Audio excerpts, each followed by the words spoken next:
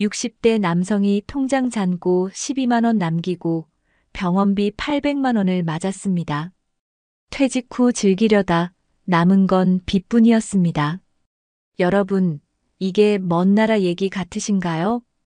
경기도 성남에 사는 62세 박용철 씨는 퇴직 후 시간을 좀 여유롭게 보내고 싶었습니다. 고생한 자신에게 주는 선물이라며 스쿠버 다이빙도 배우고 친구들과 골프도 시작했죠.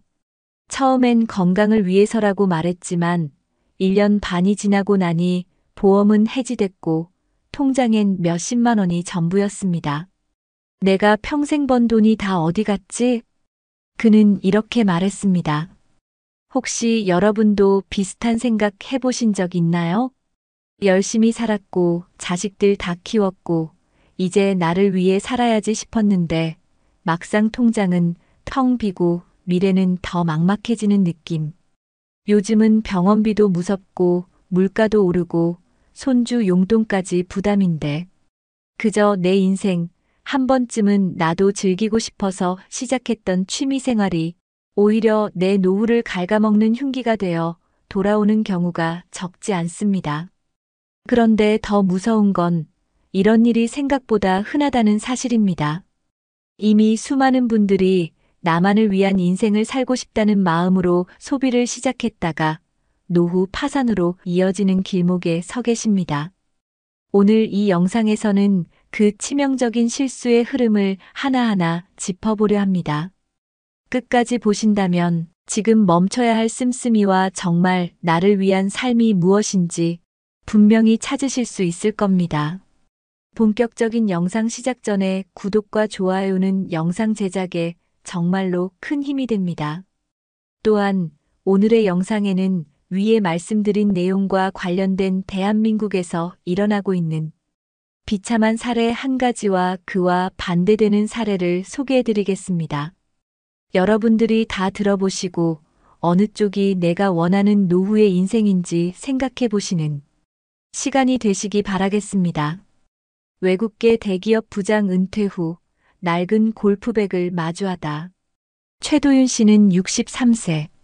서울 송파구에 거주하며 외국계 가전회사에서 35년 근무 후 부장으로 은퇴했다. 업무는 치밀했고 인맥도 넓었다. 퇴직 당시 받은 퇴직금은 5억 6천만 원. 인생 2막은 나를 위한 삶이라며 계획도 준비도 철저했다. 그는 퇴직 다음 주부터 골프장에 나가기 시작했다. 회사 다닐 때 못다한 여유를 누리고 싶었다. 마침 지인들이 있는 골프 모임에서 준회원권을 추천해 주었다. 9천만 원에 구입한 수도권 골프장 준회원권, 그는 투자라 여겼다.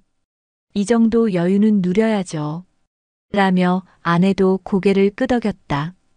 그 뒤 매주 3번 이상 라운딩, 연습장은 거의 매일 출근했다.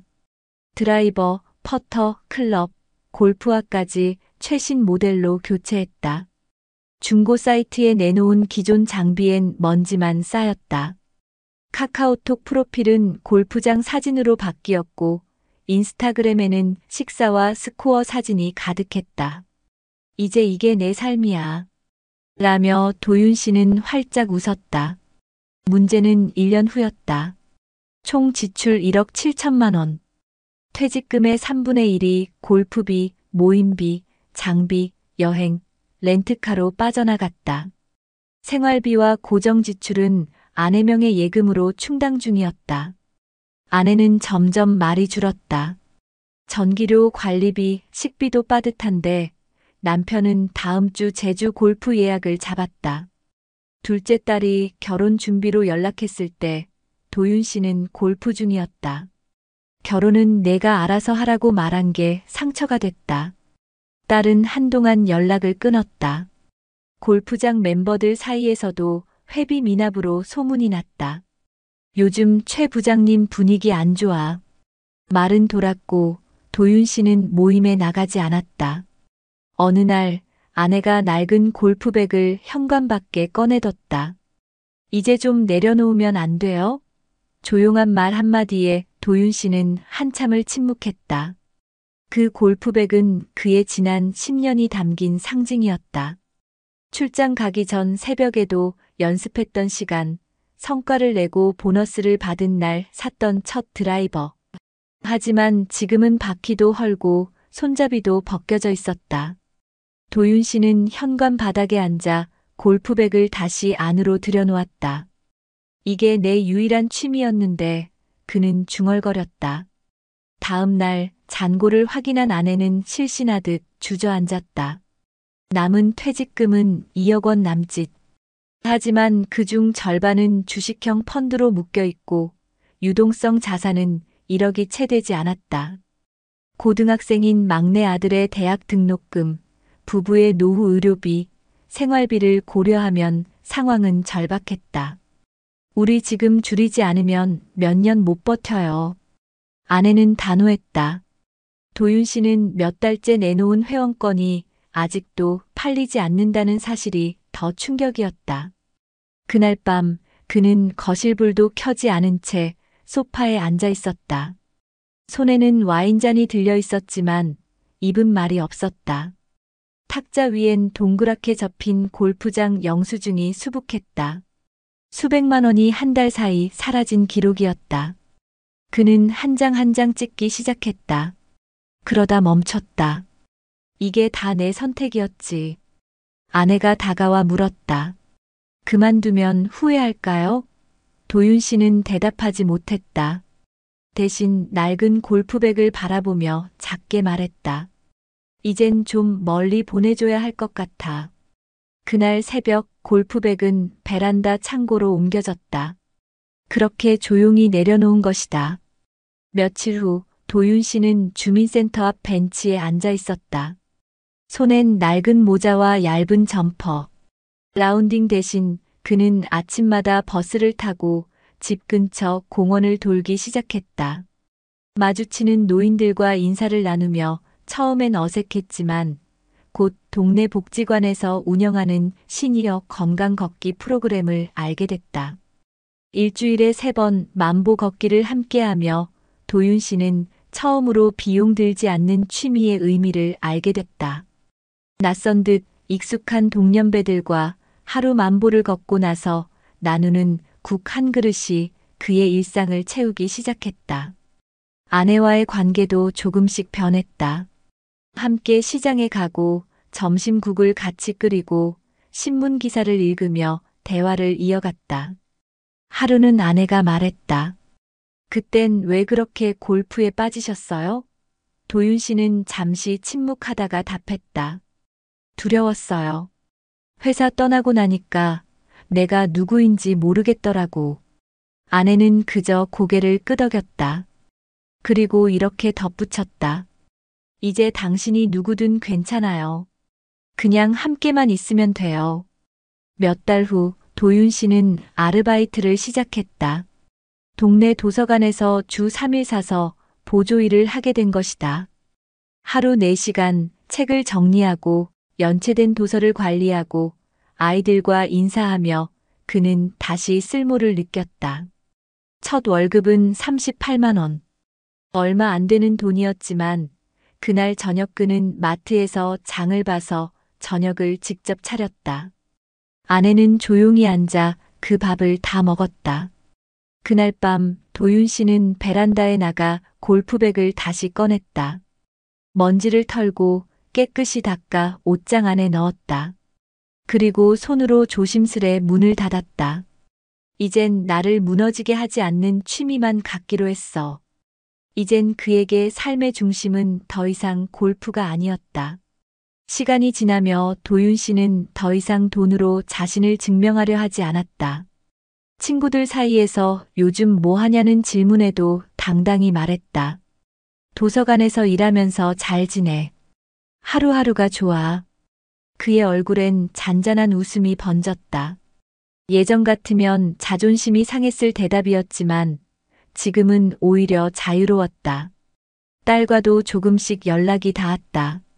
결혼식 날 그는 단정한 양복을 입고 작은 꽃다발을 손에 들었다. 딸은 눈시울을 붉히며 말했다. 아빠, 이제 예전보다 훨씬 좋아 보여요.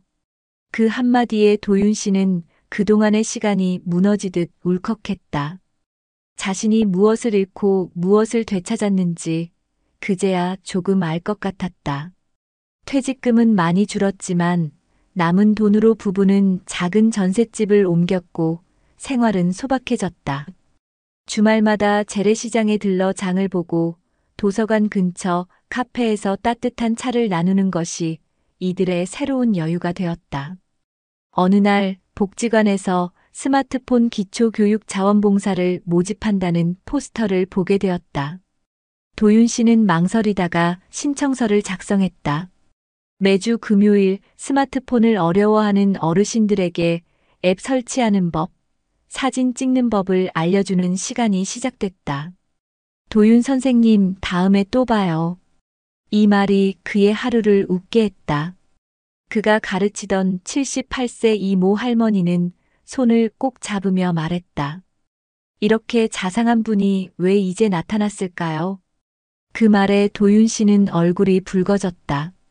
예전엔 업무 성과로 듣던 칭찬이 전부였다면 이제는 사람 사이에서 전해지는 따뜻함이 전부였다. 그의 일상은 단조로웠지만 충만했다. 아침 7시 산책, 오전 10시 도서관 근무, 오후엔 복지관 자원봉사, 저녁엔 아내와의 TV 시청. 이젠 골프장 대신 벤치에서 사람들과 이야기를 나누고 최고급 클럽 대신 손에 든 건 작은 책과 공책이었다. 그가 바뀌었다는 걸 가장 먼저 알아챈 건 아내였다. 예전엔 말수가 적고 늘 스마트폰으로 골프 영상을 보던 남편이었지만 요즘은 식사 중에도 먼저 말을 걸고 아이들과의 이야기를 나누자고 먼저 말했다. 우리 은퇴하고 나서 이렇게 웃게 될 줄 몰랐어. 아내의 말에 도윤 씨는 웃으며 대답했다. 나도. 그때는 골프채에 내 인생이 달린 줄 알았지. 그날 밤 그는 일기장에 짧게 적었다. 늦게 배운 취미는 내 노후를 망가뜨릴 수도 있다. 하지만 사람과의 연결은 나를 다시 살게 한다. 이후 그는 복지관에서 제안한 시니어 멘토링 프로그램에 참여하게 되었다. 퇴직한 60대, 70대들이 청년 구직자들에게 사회 경험을 나누는 프로젝트였다. 처음엔 어색했지만 젊은이들이 묻는 질문들에 답하다 보니 자신도 모르게 표정이 환해졌다. 예전에 인턴 교육할 때랑 느낌이 비슷해. 그는 작은 목소리로 중얼거렸다. 가끔 친구들 모임에서 골프 이야기가 나오면 그는 미소를 짓는다. 요즘은 동네 놀이터에서 아이들과 배드민턴 쳐. 그게 더 재미있더라. 그의 말에 친구들은 처음엔 어이없다는 듯 웃었지만 이내 조용해졌다. 그리고 몇 달 후 함께 배드민턴을 치자는 연락이 왔다. 그의 변화를 부러워한 친구들이 먼저 다가온 것이다. 골프백은 아직도 창고 안에 있다. 도윤 씨는 가끔 그 앞을 지나치며 생각한다. 그 시절이 있었기에 지금의 내가 있는 거야. 후회는 없다. 다만 조금 더 일찍 내려놓았다면 하는 아쉬움은 남는다. 어느 일요일 딸 부부가 손주를 데리고 집에 왔다. 도윤 씨는 작은 과자를 사놓고 기다렸다. 거실에 들어온 손주는 할아버지 하며 달려들었고 그는 덥석 안아 올렸다. 이게 얼마만이냐? 예전엔 대화조차 끊겼던 딸이 조심스레 말했다. 아빠, 그때는 미안했어요. 아빠가 우리랑 멀어진 것 같아서. 도윤 씨는 고개를 저었다. 아니야, 미안한 건 나야. 너희들보다 내 여유가 더 소중한 줄 알았거든. 그날 저녁 손주가 돌아간 뒤 아내가 물었다. 이젠 괜찮아? 그는 창밖을 보며 대답했다. 응, 이제야 내 자리를 찾은 것 같아. 늦게나마. 그날 밤 그는 오랜만에 아내와 와인을 나눠 마셨다. 비싼 게 아니어도 좋았다. 작은 유리잔에 담긴 삶의 온기만으로 충분했다. 며칠 뒤 그는 주민센터에서 노후 재정 점검 세미나를 신청했다. 젊은 시절엔 재무제표를 읽고 기업 분석을 하던 사람이었지만 이제는 자신의 삶을 위한 가계부를 다시 쓰기 시작한 것이다. 이 나이에 다시 계산기를 두드릴 줄 몰랐네요. 그가 웃자 옆자리에 앉은 노인이 말했다. 그게 사는 맛이죠. 그는 작은 노트를 하나 만들었다. 나를 위한 노후 기록. 그 안에는 월 고정 지출, 자녀 자산, 향후 예상 의료비, 자녀 지원 계획, 그리고 하고 싶은 것 목록이 적혀 있었다. 그 첫 줄엔 이렇게 써 있었다. 내가 즐기되 나를 망치지 않는 것만 하자. 이제 그는 더 이상 허황된 여유를 쫓지 않는다. 친구들에게도 말한다. 지금 내 취미는 나와 내 가족이 웃을 수 있는 걸 찾는 거야. 누군가는 그게 뭐 그리 대단하냐고 했지만 도윤 씨는 알았다. 그 말이 얼마나 어렵고 중요한 말인지. 퇴직 후의 삶은 두 번째 기회가 아니었다. 그에겐 첫 번째 진짜 인생이었다. 어느 늦가을 아침 도윤 씨는 아내와 함께 단풍이 물든 공원을 산책했다. 예전 같았으면 이 시간에 골프장이었지. 그의 말에 아내가 웃으며 말했다. 이제야 가을이 예쁜 줄 알겠죠? 그는 고개를 끄덕였다. 이게 진짜 삶이었네. 공원 벤치에 앉아 그는 손을 꼭 잡은 아내를 바라봤다. 고마워. 기다려줘서. 아내는 조용히 대답했다. 같이 버틴 거야. 우리 둘 다. 이제 도윤 씨에게 여유란 골프장이 아니라 따뜻한 국 한 그릇, 아내의 미소, 손주의 손길, 그리고 오늘 하루를 버틸 수 있는 체력이다. 그는 알게 됐다. 진짜 노후의 행복은 고급스러운 취미나 돈이 아니라 무너지지 않고 꾸준히 살아낼 수 있는 일상의 리듬이라는 걸. 그의 삶은 화려하지 않지만 단단해졌다. 이제 그는 매일 아침 거울을 보며 자신에게 말한다. 충분해. 지금 이대로도. 그날 이후로 그는 다시 매일 아침을 일찍 시작했다. 손에는 책 한 권, 마음에는 여유 한 줌. 이제 더 이상 그는 무언가를 증명하려 하지 않는다. 그냥 오늘 하루 아내와 함께 웃을 수 있다면 그것으로 충분했다. 이제 최도윤 씨의 삶엔 속도가 없다. 하지만 방향은 분명하다. 무너졌던 노후는 다시 천천히 단단히 세워지고 있었다. 오늘도 그는 고요한 새벽에 창밖을 바라보며 중얼거린다. 이제야 진짜 나로 사는구나. 그리고 그 골프백은 지금도 베란다 구석에 조용히 놓여 있다. 먼지는 쌓였지만 그에겐 여전히 소중한 상징이다. 무너졌던 자존심, 휘청이던 삶, 그리고 다시 일어선 용기를 담고 있기 때문이다. 그는 가끔 그 앞에 서서 미소 짓는다. 내 덕분에 내가 다시 나를 알게 됐어. 그 낡은 골프백은 이제 더 이상 허세의 흔적이 아니다. 그건 내가 무엇을 잃었고 무엇을 지켜야 하는지를 알려준 조용한 인생의 스승이었다. 오늘도 그는 조용히 말한다. 늦었지만 아직 늦지 않았다. 여러분 어떠시나요? 위의 사례는 정말 비참하고 서글픈 인생 아닌가요? 하지만 지금부터 소개해드리는 사례는 정반대의 선택으로 행복한 노후를 보내고 있는 분을 소개해드리겠습니다. 이정우 씨는 올해 66입니다. 외국계 제약회사의 재무팀장으로 36년을 근무하다가 60세에 정년 퇴직했습니다. 그의 인생이 특별한 이유는 퇴직 이후의 삶을 무려 10년 전부터 준비했다는 점에 있습니다. 39이 되던 해, 그는 작은 노트를 하나 샀습니다.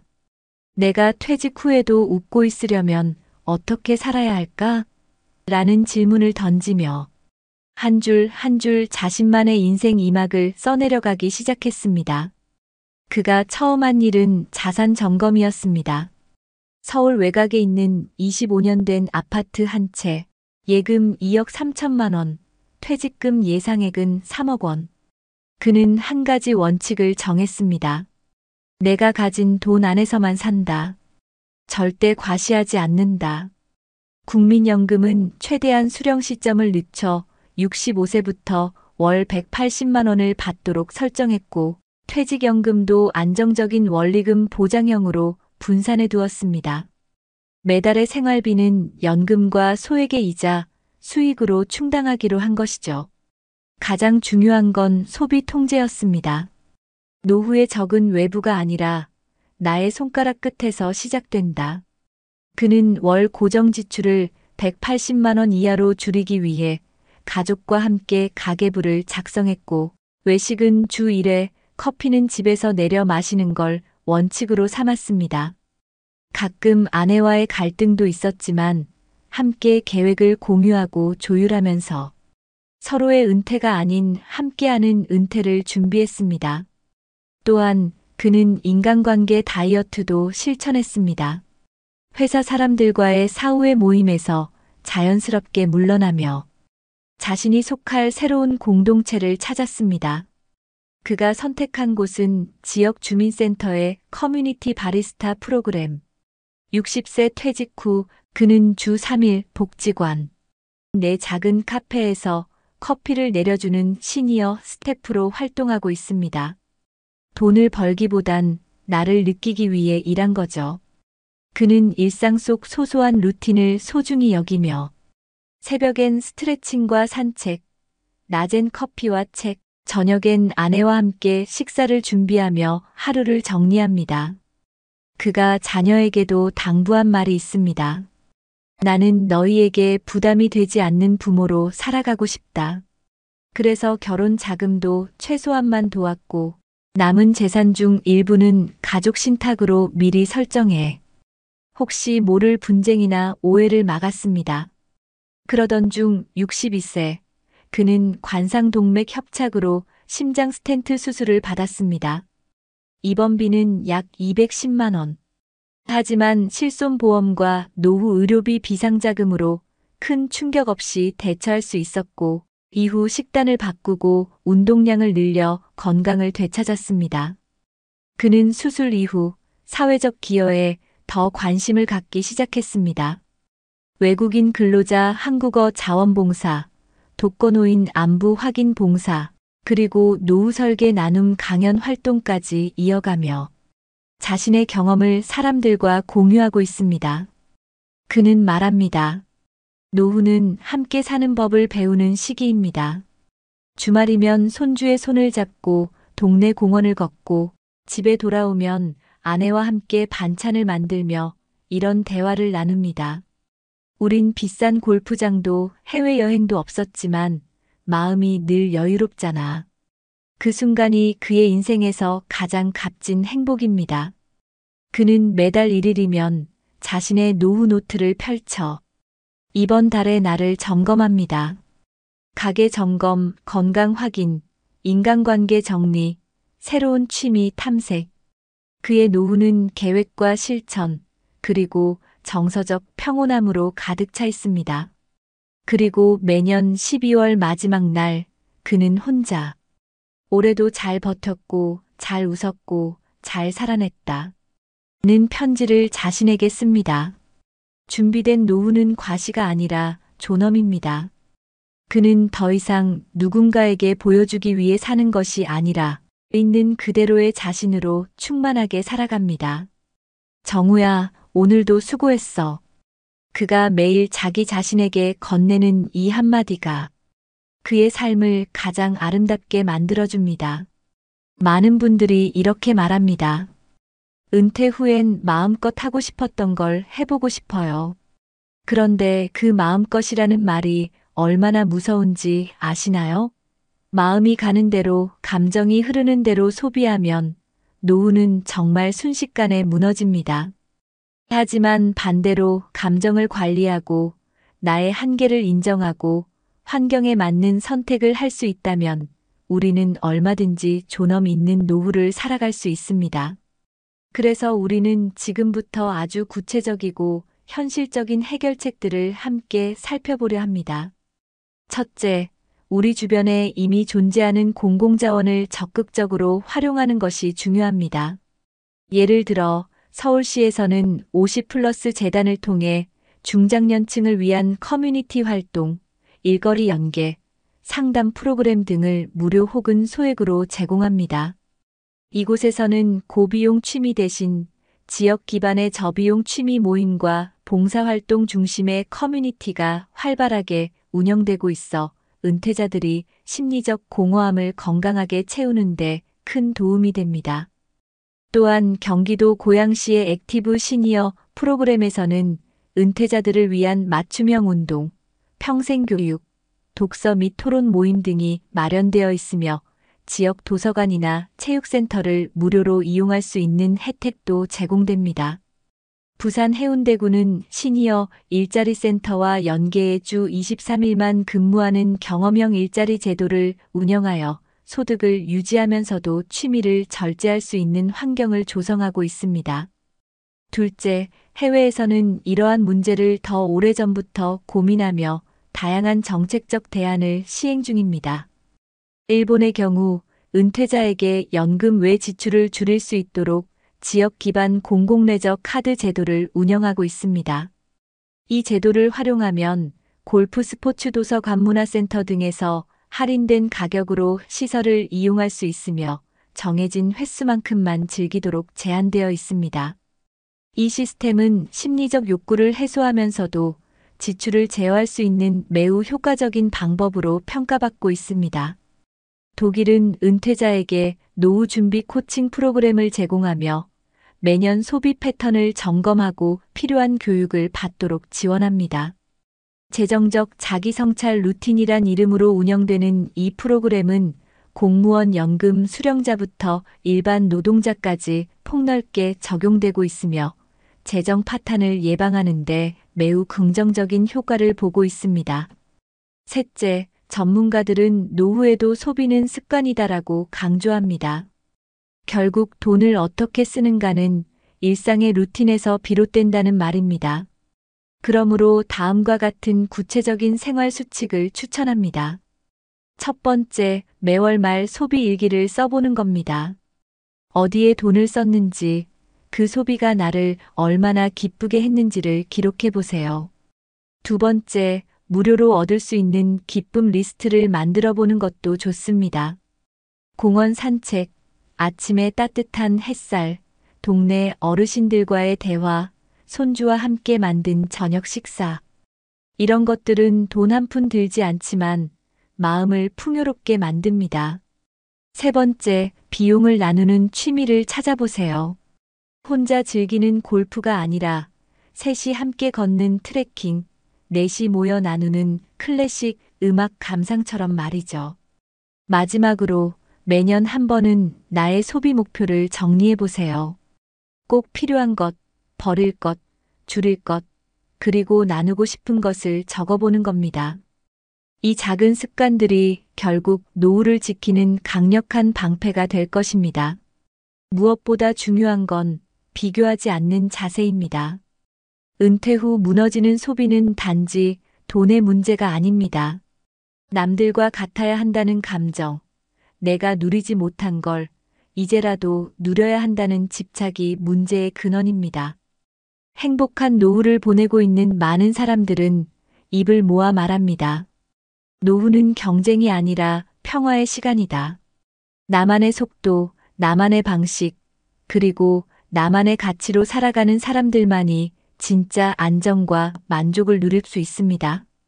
이제는 많이 벌어야 좋은 노후라는 낡은 공식을 버려야 할 때입니다. 대신 적게 써도 충분히 행복할 수 있다는 새로운 공식을 받아들이는 것입니다. 그리고 그 시작은 거창하지 않습니다. 오늘 하루 내가 지출한 영수증 하나를 다시 들여다보는 것에서 출발하면 됩니다. 지금 이 순간의 작은 선택이 10년 후 나의 삶을 바꿉니다. 실제로 서울 관악구에 사는 68세 박정민 어르신은 퇴직 후 골프 대신 동네 복지관에서 우쿨렐레를 배우기 시작했습니다. 처음엔 서툴렀지만 지금은 친구들과 작은 동호회를 만들어 동네 경로당에서 공연도 다닙니다. 비용은 월 1만 원 이내, 오히려 자원봉사로 더 큰 보람을 느낀다고 합니다. 이처럼 방향만 잘 잡으면 노후는 훨씬 더 단단하고 따뜻해질 수 있습니다. 여러분의 노후는 어떤가요? 지금 내가 즐기고 있는 소비가 나를 행복하게 해주고 있나요? 아니면 남의 시선을 의식한 선택은 아니었나요? 이런 질문에 솔직해질 때 우리는 비로소 나다운 노후를 준비할 수 있습니다. 지금부터라도 조심스럽게, 그러나 용기 있게 내 삶을 점검해 보세요. 정부나 지자체의 도움도 받을 수 있고, 가족들과 솔직한 대화를 나눠볼 수도 있습니다. 나를 위해, 그리고 나를 사랑하는 사람들을 위해 절제된 소비와 꾸준한 점검을 실천하는 것. 그것이 결국 지혜로운 노후로 가는 길입니다. 행복은 결국 내 삶에 맞는 균형에서 비롯된다는 사실 잊지 마세요. 한 해외 시니어 연구소의 보고서에서는 이렇게 말합니다. 은퇴 후 소비 습관은 그 사람의 지난 삶을 고스란히 반영한다. 그만큼 무의식적이고 자동적인 행동이라는 겁니다. 그래서 더욱 경계해야 합니다. 특히 경제적 자유라는 단어에 현혹되기 쉬운 이 시기엔 자유보다 책임이 더 중요합니다. 독일의 한 노후 재정 전문가도 강조합니다. 은퇴자들에게 필요한 건 더 많은 돈이 아니라 덜 후회할 소비 구조다. 우리가 매일 하는 소비는 결코 사소하지 않습니다. 작은 지출 하나가 내일의 여유, 그리고 10년 뒤의 안정과 직결되기 때문입니다. 이제 우리는 한 걸음씩 내딛어야 합니다. 지역사회 안에서의 연결, 감정에 흔들리지 않는 소비 습관, 그리고 나만의 기준을 세우는 용기. 이 세 가지가 모이면 어떤 상황에서도 무너지지 않는 노후를 만들 수 있습니다.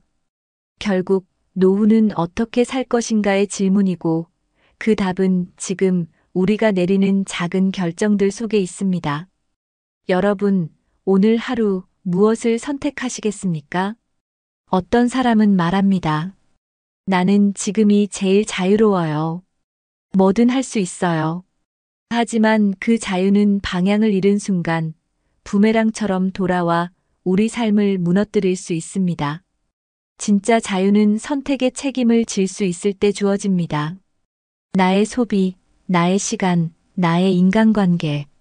이 모든 것의 중심을 잡을 수 있어야 비로소 우리는 안정된 노후라는 항구에 닿을 수 있습니다. 여러분의 삶이 무너지지 않기 위해 지금부터 하나씩 실천해 보세요. 아침마다 영수증을 정리해 보는 것부터 지역 복지관의 프로그램을 하나 찾아 신청해 보는 것까지 작은 행동이 쌓이면 인생이 바뀝니다. 그리고 그 변화는 결코 멀리 있지 않습니다. 어쩌면 지금 이 글을 읽고 있는 바로 이 순간부터가 새로운 시작일지도 모릅니다. 우리 모두에게는 제이막의 인생이 있습니다. 그 인생이 불안하고 초조한 나날이 아니라 따뜻하고 단단한 시간들로 채워지길 바랍니다. 그 출발은 거창한 계획이 아닙니다.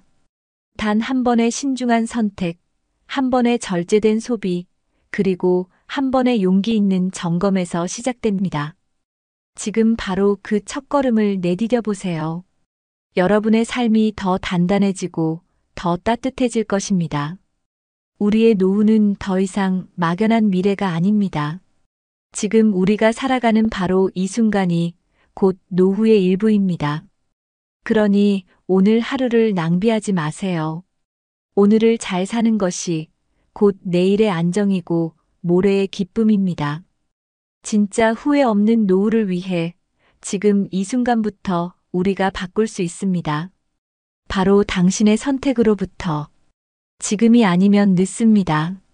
당신의 미래는 당신의 손에 달려 있습니다.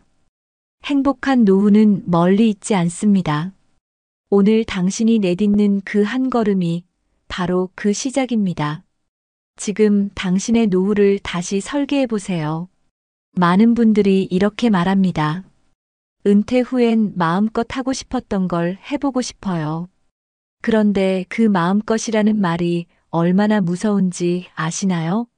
마음이 가는 대로, 감정이 흐르는 대로 소비하면 노후는 정말 순식간에 무너집니다.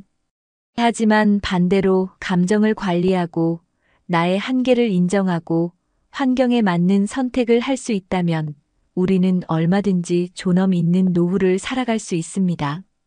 그래서 우리는 지금부터 아주 구체적이고 현실적인 해결책들을 함께 살펴보려 합니다. 첫째, 우리 주변에 이미 존재하는 공공자원을 적극적으로 활용하는 것이 중요합니다. 예를 들어 서울시에서는 50플러스 재단을 통해 중장년층을 위한 커뮤니티 활동, 일거리 연계, 상담 프로그램 등을 무료 혹은 소액으로 제공합니다. 이곳에서는 고비용 취미 대신 지역 기반의 저비용 취미 모임과 봉사활동 중심의 커뮤니티가 활발하게 운영되고 있어 은퇴자들이 심리적 공허함을 건강하게 채우는 데 큰 도움이 됩니다. 또한 경기도 고양시의 액티브 시니어 프로그램에서는 은퇴자들을 위한 맞춤형 운동, 평생교육, 독서 및 토론 모임 등이 마련되어 있으며 지역 도서관이나 체육센터를 무료로 이용할 수 있는 혜택도 제공됩니다. 부산 해운대구는 시니어 일자리 센터와 연계해 주 2일에서 3일만 근무하는 경험형 일자리 제도를 운영하여 소득을 유지하면서도 취미를 절제할 수 있는 환경을 조성하고 있습니다. 둘째, 해외에서는 이러한 문제를 더 오래전부터 고민하며 다양한 정책적 대안을 시행 중입니다. 일본의 경우 은퇴자에게 연금 외 지출을 줄일 수 있도록 지역 기반 공공내적 카드 제도를 운영하고 있습니다. 이 제도를 활용하면 골프 스포츠 도서관 문화센터 등에서 할인된 가격으로 시설을 이용할 수 있으며 정해진 횟수만큼만 즐기도록 제한되어 있습니다. 이 시스템은 심리적 욕구를 해소하면서도 지출을 제어할 수 있는 매우 효과적인 방법으로 평가받고 있습니다. 독일은 은퇴자에게 노후 준비 코칭 프로그램을 제공하며 매년 소비 패턴을 점검하고 필요한 교육을 받도록 지원합니다.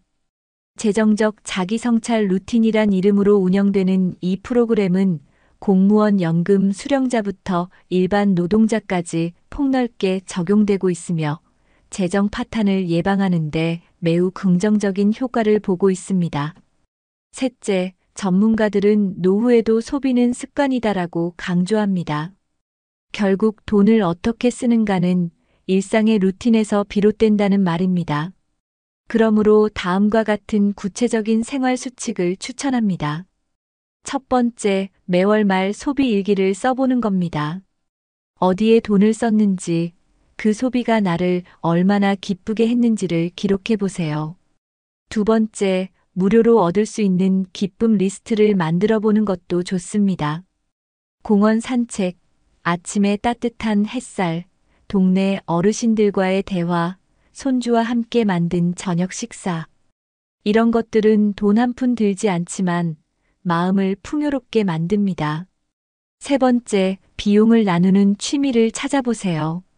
혼자 즐기는 골프가 아니라 셋이 함께 걷는 트레킹, 넷이 모여 나누는 클래식 음악 감상처럼 말이죠. 마지막으로 매년 한 번은 나의 소비 목표를 정리해 보세요. 꼭 필요한 것, 버릴 것, 줄일 것, 그리고 나누고 싶은 것을 적어보는 겁니다. 이 작은 습관들이 결국 노후를 지키는 강력한 방패가 될 것입니다. 무엇보다 중요한 건 비교하지 않는 자세입니다. 은퇴 후 무너지는 소비는 단지 돈의 문제가 아닙니다.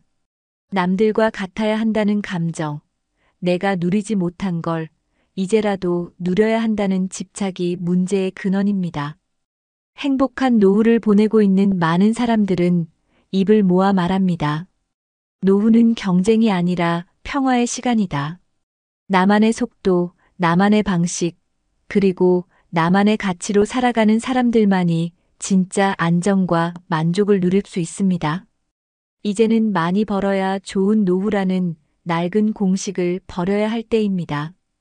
대신 적게 써도 충분히 행복할 수 있다는 새로운 공식을 받아들이는 것입니다. 그리고 그 시작은 거창하지 않습니다. 오늘 하루 내가 지출한 영수증 하나를 다시 들여다보는 것에서 출발하면 됩니다. 지금 이 순간의 작은 선택이 10년 후 나의 삶을 바꿉니다. 바람이 분다. 나뭇잎이 흔들린다. 마음이 흔들릴 때 삶도 다시 쓰여진다. 여러분, 오늘 이야기 어떻게 들으셨나요? 은퇴 후 낯선 자유 속에 헤매다 결국 경제적 한계에 부딪혀버린 이태훈 씨의 살. 젊은 시절 열심히 일했지만 은퇴 후에는 감정과 욕망을 제대로 조절하지 못해 무너졌던 그 현실은 우리 모두에게 내일의 내가 될 수 있는 이야기였습니다. 반대로 또 한 사람 김병도 씨의 삶은 달랐습니다. 그는 자산이 크지 않아도 자신의 경제력을 정확히 파악했고 허용 대신 절제를 택했죠. 지역복지관의 프로그램을 적극 활용하며 단출하지만 따뜻한 노후를 만들고 있습니다. 소소한 취미, 조용한 일상 속에서도 그는 말합니다. 지금이 제일 행복합니다. 누구와도 비교하지 않고 나답게 사는 게 참 좋습니다. 이 둘의 차이는 어디서 왔을까요? 큰 돈의 유무도 아니고 특별한 운도 아닙니다. 바로 선택입니다. 어떤 길을 걸을지, 어떤 마음으로 노후를 맞이할지. 그 작은 차이가 인생의 마지막 장을 완전히 다르게 만들었습니다. 여러분, 우리 모두는 여전히 선택할 수 있습니다. 지금이라도 방향을 바꿀 수 있고 작게나마 준비를 다시 시작할 수 있습니다. 욕망보다 균형을, 비교보다 평화를 선택할 수 있습니다. 그리고 그 선택이 바로 사랑하는 가족을 지키고 나를 지키는 길이 될 것입니다. 혹시 지금 너무 늦지 않았을까 고민하고 계신가요? 하지만 절대 늦지 않았습니다. 오늘 이 영상을 본 이 순간이 바로 새 출발의 시작입니다. 여러분의 인생은 아직 끝나지 않았습니다. 여러분의 노후는 아직 따뜻하게 피어날 수 있습니다. 그러니 우리 함께 조금 더 신중하게, 조금 더 지혜롭게, 그리고 무엇보다 나답게 살아보는 건 어떨까요? 눈물로 마무리하는 인생이 아니라 미소로 되새김질할 수 있는 인생을 위해 지금 함께 걸어가 보시죠. 아침 7시에 나가 새벽 2시에 들어오는 60대 여성이 있습니다. 그녀가 그렇게까지 일하는 이유, 바로 은퇴하지 못해서입니다. 여러분, 혹시 이런 생각 해보신 적 있으신가요? 난 그래도 정년까지는 일했으니 괜찮겠지. 그런데요, 경기도 수원에 사는 64세 윤명자 씨는 퇴직 후 택배 물류센터 야간 작업을 3년째 이어가고 있습니다.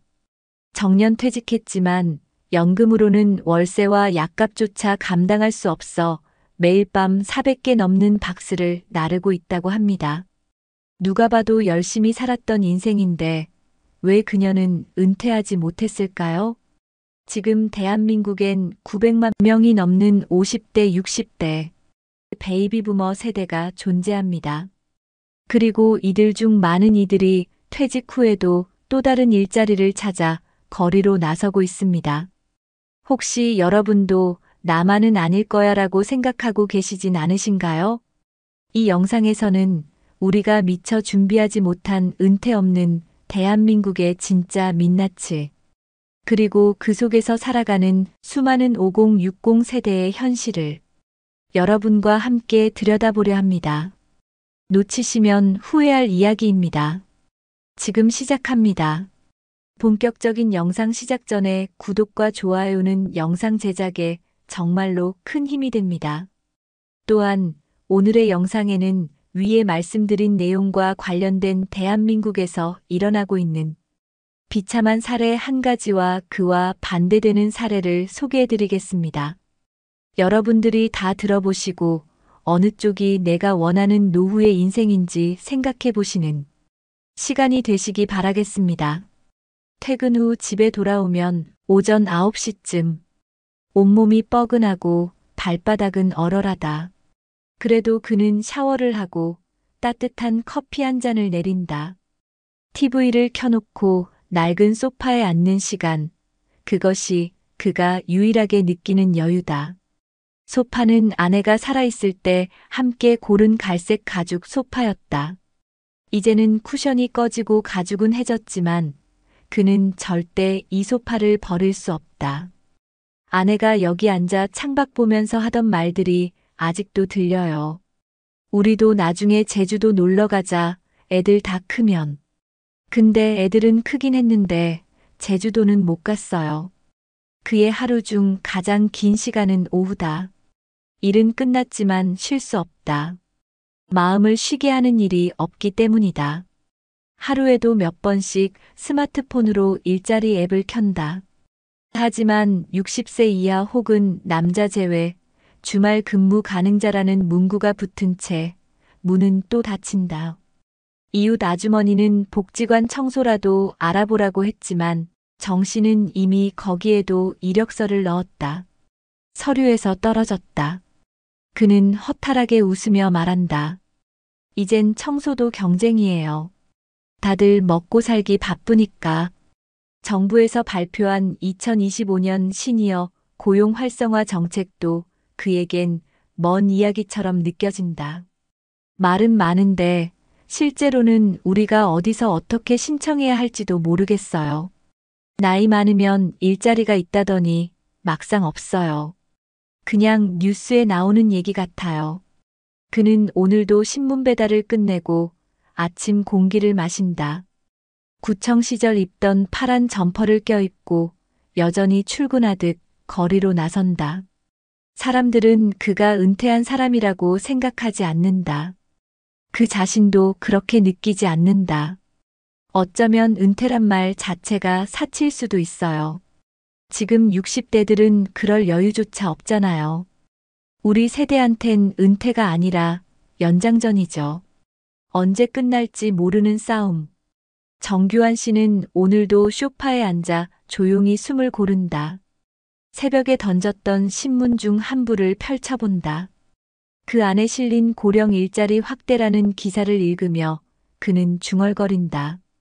그 자리가 내 자리는 아니겠지. 그리고 커피를 마신다. 쓴맛이 혀끝에 남는다. 그는 알면서도 다시 한 모금을 마신다. 사는 것도 커피도 쓰지만 멈추지 않아야 하니까. 그래도 그는 내일 새벽에도 일어날 것이다. 자동차 소리 없는 골목길을 돌며 사람들의 문 앞에 조용히 신문을 놓을 것이다. 그는 누군가의 하루를 시작하게 해주는 사람이지만 정작 자신은 매일 그 하루의 끝에서 다시 출발한다. 그리고 밤이 오면 오래된 소파에 다시 앉는다. 등받이는 더욱 깊숙이 꺼지고 커피는 식어간다. 하지만 그는 여전히 묵묵히 앉아 있다. 그 자리가 자신이 아직 사라지지 않았다는 걸 증명해주기 때문이다. 정규환 씨는 가끔 5호선 전철을 타고 종로에 나간다. 그곳엔 예전에 함께 일하던 선배들이 가끔 모이는 조그만 국밥집이 있다. 몇 달에 한 번쯤 밥 한 끼 하시죠라는 연락이 오면 그는 꾸역꾸역 몸을 일으켜 지하철을 탔나. 하지만 그 자리는 늘 무거운 침묵과 짧은 안부 인사만 오간다. 잘 지내십니까? 뭐 그냥 그렇지요. 형님은 어디라도 나가세요? 신문 돌려요. 새벽에. 아고생 많으시네. 더 이상 누가 어디서 일하는지는 묻지 않는다. 정년퇴직 이후 서로의 삶이 얼마나 급격히 달라졌는지를 알기 때문이다. 어떤 이는 손주 돌보느라 허리가 휘었고 어떤 이는 부인 병간호에 집을 팔았다. 누구 하나 마음 편한 사람은 없다. 그는 자신만 힘든 줄 알았지만 나가보면 다 똑같았다. 공무원 연금이든 국민연금이든 생활은 빠듯하기만 하다. 문제는 돈보다 시간이 더 많아졌다는 것이다. 그 많아진 시간 동안 생각이 많아진다. 그는 집에 돌아와 TV를 켜고도 멍하니 화면만 바라본다. 어느 날은 방송 뉴스에서 100세 시대라는 단어가 나왔다. 그 말에 그는 씁쓸하게 웃었다. 그렇게 오래 살라고 누가 허락했나? 그 말은 농담이었지만 그의 눈빛은 진지했다. 과거엔 퇴직하면 축하한다는 말을 들었다. 하지만 지금은 그 말이 어색하게 느껴진다. 정년이 끝났다고 삶이 쉬워지는 것도 아니고 퇴직했다고 일이 끝나는 것도 아니기 때문이다. 오히려 요즘 그는 몸보다 마음이 더 지쳐 있다. 아들이 한 번씩 걸어오는 전화도 예전처럼 반갑게 느껴지지 않는다. 아버지, 괜찮으시죠? 라는 말 뒤에 이어지는 건 대개 부탁이기 때문이다. 혹시 다음 달에 애들 학원비 좀 도와주실 수 있을까요? 그럴 때마다 그는 알겠다고 말은 하지만 속으로는 숨이 막힌다. 그는 도와주고 싶지만 도와줄 수 있는 형편이 아니다. 그는 연금 통장을 보며 신문 배달비 통장을 보며 어떻게든 빠듯하게 예산을 짜맞춘다. 지금은 내가 살아있는 게 아니라 견디고 있는 것 같아요. 그가 중얼거리듯 말한 이 한마디는 그를 그대로 보여주는 문장이다. 그는 언제부턴가 누군가와 대화하는 게 서툴러졌다. 매일 새벽 신문을 배달하며 수십 명의 문 앞을 지나치지만 누구에게도 인사 한마디 건넬 수 없는 시간이 쌓이고 있었다. 사람 목소리를 하루에 한 번이라도 듣는 게 이렇게 힘들 줄은 몰랐어요. 주민센터에서 운영하는 무료 건강검진에 갔다가 혈압이 높다는 진단을 받았지만 약을 사기엔 돈이 아까워 병원 처방전만 받아왔다.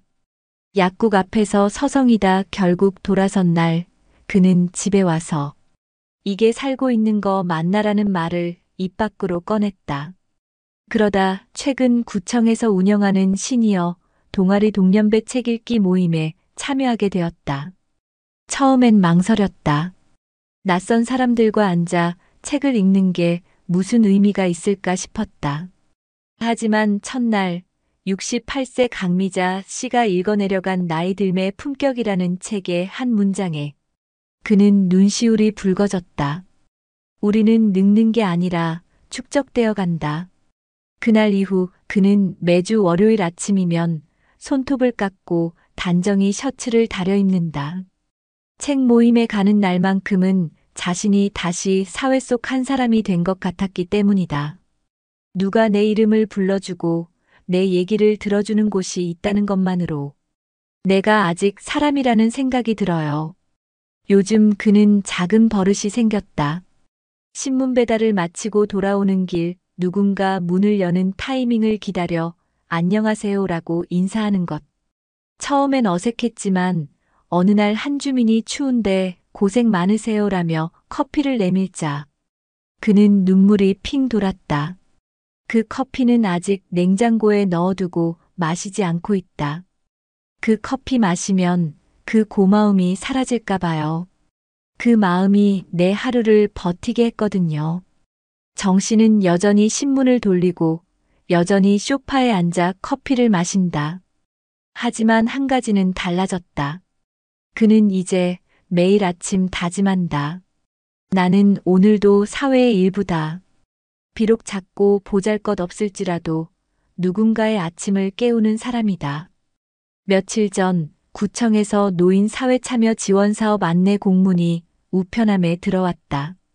고령자를 위한 지역 봉사활동 기회였고 교통비와 식비 명목의 소정의 수당도 지급된다고 적혀 있었다. 정씨는 망설였지만 다시 한번 신청서를 꺼내들었다. 누군가에게 도움을 받는 것도 좋지만 나도 도움 줄 수 있으면 좋겠어요. 그는 아내의 영정사진 앞에 앉아 작은 목소리로 중얼거렸다. 여보, 나 아직도 이래. 근데 이젠 조금 웃으면서 해보려고 해. 노년에도 멈추지 않고 매일을 버티는 그들의 현실. 그렇지만 그 속에서도 사람은 다시 연결되고 마음은 조금씩 회복된다. 은퇴는 끝이 아니라 또 하나의 시작이었다. 그는 내일도 새벽 공기를 가르며 신문을 배달할 것이다. 그 손엔 오늘보다 더 단단한 다짐이 쥐어져 있을 것이다. 조용히 방문을 닫고 신문 가방을 어깨에 맨다. 이제는 무거운 신문보다 마음의 무게가 더 크지만 그는 오늘도 걷는다. 걸음은 느려도 포기하지 않는 발걸음. 그것이 정규환 씨가 이 시대를 살아가는 방식이었다. 다른 건 몰라도요, 내 두 발로 하루를 시작할 수 있는 한 나는 아직 괜찮습니다. 그 말은 아마 우리 모두가 언젠가 되뇌게 될 말인지도 모른다. 바람이 차가운 새벽에도, 손이 저려오는 계절에도 그는 묵묵히 한 집 한 집 신문을 놓고 간다. 그의 존재를 모를지라도 누군가의 문 앞에 놓인 신문 한 장이 이 사회에 여전히 필요한 노력의 흔적이라는 걸 그는 알고 있었다. 여러분 어떠시나요? 위의 사례는 정말 비참하고 서글픈 인생 아닌가요? 하지만 지금부터 소개해드리는 사례는 정반대의 선택으로 행복한 노후를 보내고 있는 분을 소개해드리겠습니다. 박윤석 씨는 올해 65이다. 은퇴한 지는 벌써 5년이 지났지만 그는 여전히 하루하루가 바쁘다. 출근하지 않아도 되는 삶은 여유롭지만 그의 하루는 규칙적이다. 아침 6시에 일어나 따뜻한 물로 샤워를 하고 아내와 함께 간단한 식사를 한다. 그리고 오전 8시가 되면 늘 가던 마을 도서관으로 향한다. 그곳에서 그는 독서 모임을 운영하고 때때로 은퇴자들을 위한 재무 상담도 진행한다. 그가 직접 만든 엑셀표와 가계부는 도서관에서도 공유되고 있을 정도다. 그의 이런 일상은 어느 날 갑자기 만들어진 것이 아니다. 그는 50대 초반부터 은퇴를 준비했다. 연금만으로는 부족하다는 걸 너무 일찍 알았죠. 그는 대기업을 다니며 매달 일정 금액을 국민연금 외에 개인연금에 적립했고 회사에서 제공하는 퇴직연금 제도도 적극 활용했다. 더불어 투자에 대한 공부도 게을리하지 않았다. 무리한 부동산 투자나 주식 몰빵은 피했다. 대신 그는 매달 일정 금액을 국내 ETF에 자동이체했고 임대 수익을 위한 소형 원룸 하나를 아파트 대신 선택했다. 수익보다 안정이 우선이었어요. 욕심내지 않고 매달 70만 원만 들어오면 충분하다고 생각했죠. 그의 이 전략은 지금의 노후를 만들었다. 박 씨의 또 다른 준비는 사람 관계였다. 은퇴 후 고립되지 않기 위해 그는 일주일에 한 번은 꼭 모임을 만들었다. 골프, 등산 같은 고가의 취미는 피하고 동네 책 모임, 자원봉사, 걷기 모임에 참여했다. 그 모임에서 만난 사람들과 지금까지도 정기적으로 연락하며 지낸다. 노후엔 돈보다 사람이 더 소중하단 말 진짜예요. 경제적 준비는 물론 건강도 미리 대비했다. 40대 중반부터 금연했고 음주는 일주일에 맥주 2잔으로 줄였다. 걷기 운동을 하루도 빼먹지 않고 정기 건강검진은 스스로 비용을 내서라도 매년 받았다. 그 덕분에 60대가 된 지금도 혈압이나 콜레스테롤 수치 하나 문제없이 매일 30분 이상 도서관 책상에 앉아 글을 쓰고 사람들과 이야기를 나눌 수 있다. 그의 아내 최영숙 씨 역시 함께 노후를 설계한 동반자였다. 그녀는 박 씨가 준비하는 모든 과정에 동참했다. 남편 혼자 돈 모으는 게 아니라 우리 둘이 인생을 모으고 있었어요. 그 말처럼 두 사람은 사소한 소비 하나까지 상의했고 백화점 대신 재래시장을 찾으며 노후를 함께 그려왔다. 이 부부는 자녀들에게 무리한 기대를 하지 않았다. 결혼 자금도 일부만 도와주고 나머지는 자녀가 스스로 해결하도록 했다. 부모가 희생해서 자식 잘 되면 좋지만 그게 늘 행복으로 돌아오진 않더라고요. 그의 말에는 약간의 아쉬움도 섞여 있었지만 동시에 자기 인생을 포기하지 않겠다는 단호함도 있었다. 지금 그는 매달 국민연금으로 약 80만 원, 개인연금으로 약 90만 원, 그리고 임대 수익으로 70만 원을 받는다.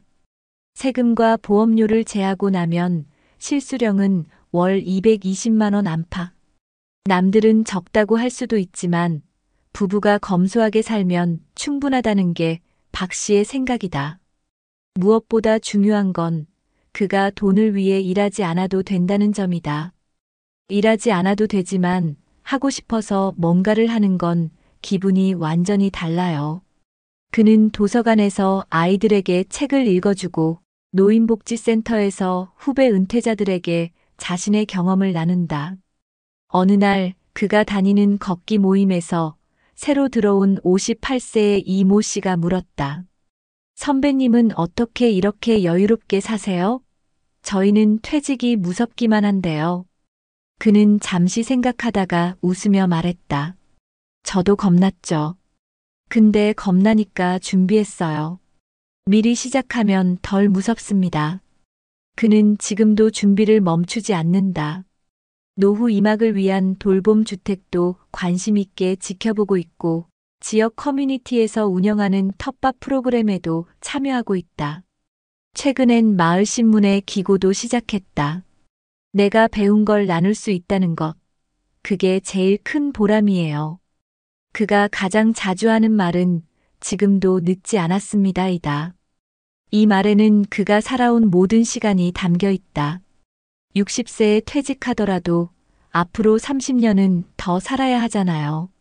30년을 아무 계획 없이 버티기엔 너무 긴 시간이죠.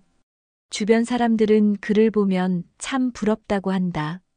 하지만 그는 그런 말을 들을 때마다 조심스럽게 웃는다. 부럽다는 말보다 따라 해보겠다는 말이 더 듣기 좋아요. 왜냐면 이건 누구나 가능한 준비였거든요. 그는 자녀들에게도 말한다. 너희는 아빠보다 더 잘 준비해야 해. 요즘은 90세까지는 기본이라더라. 내 인생의 후반전도 멋지게 살아야지. 요즘 그는 마을 강당에서 시니어 재무 코칭을 진행한다. 매달 2회 60세 이상 주민 10여 명이 모여 노후 재정 계획을 세운다. 박 씨는 엑셀 파일을 띄우고 말한다. 이건 제 실제 가계부입니다. 식비, 통신비, 건강보험료, 여가비 모두 나눠서 적으세요. 사람들은 놀란다. 그 정밀함에, 그리고 그 솔직함에.